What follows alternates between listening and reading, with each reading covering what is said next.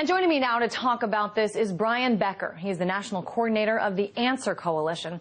Mr. Becker, I want to talk about the issue of immigration, the issue of crime at the border, and the spin that sometimes goes along with these two issues, especially I'm wondering who you think stands to gain from this spin. Well, what we see right now is there's a great hype, a demonization, a criminalization, an attempt to marginalize millions of immigrant workers, Mexicans predominantly, in Arizona with the law SB 1070. It's now illegal, a crime, to be present in the streets of Arizona without documents. In other words, simply not having your documents with you can have you sent to jail, separated from your children, deported, which is happening to people all over Arizona. And of course, the politicians who are hyping this need an excuse. They need a pretext, a justification. And they're trying to say it's because there's a rising tide of mayhem, of crime, of murder, of terror, in other words, at the border. And it turns out, in fact, that that's not true, that what we're really witnessing is just widespread scapegoating and demonization by the right wing in the United States. We have seen certain crimes occur, however, and I'm thinking of the rancher that was killed in Nogales, and certainly there's no evidence that that happened by an illegal immigrant. But people are pointing to things like that and saying this is a reason for cracking down on the borders, making them more secure, cracking down on illegal immigration. I mean, can't you see that perspective a little bit? In fact, it's a propaganda blitz that's going on. Every time there's any crime, you can easily attribute it to the scapegoat. We've seen this tactic used in other countries. This was the favorite tactic of the Nazis in Germany in the 1930s. Blame the Jews or blame East European immigrants, especially when there's economic hard times.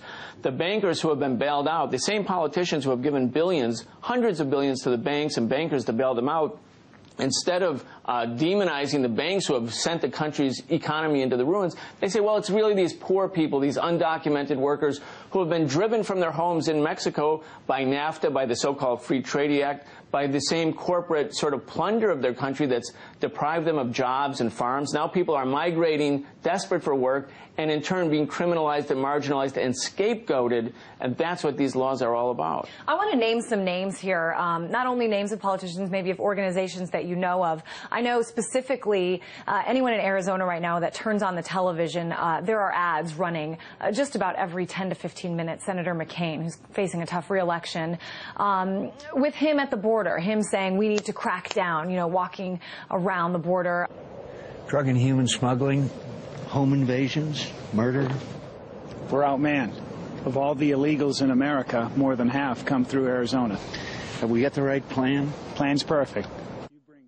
Name some names on politicians who do stand to benefit from the perspective that illegal immigrants are causing this danger.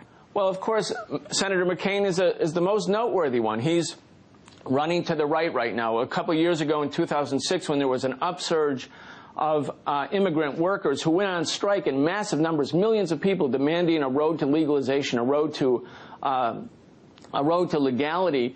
Senator McCain, along with Senator McKennedy, sponsored the McCain-Kennedy bill that would have allowed for a path to legalization, still with many prohibitions and enforcement, I think, too draconian. But now McCain is running for his political life, and he's running to the right. And so, easy enough. Let's blame Mexicans. Let's blame the immigrants. Let's say that they're the cause of all the problems in Arizona. Of course, there's massive unemployment. Did the immigrants lay off these workers? No, they were laid off by corporations. There's foreclosures. Did the immigrants foreclose people's homes? No, those were the banks. But Senator McCain, who knows this and knows it very well, is playing the game of demonization. All right, we're going to have to stop you there. Brian Becker, we do appreciate you for coming on and sharing your perspective.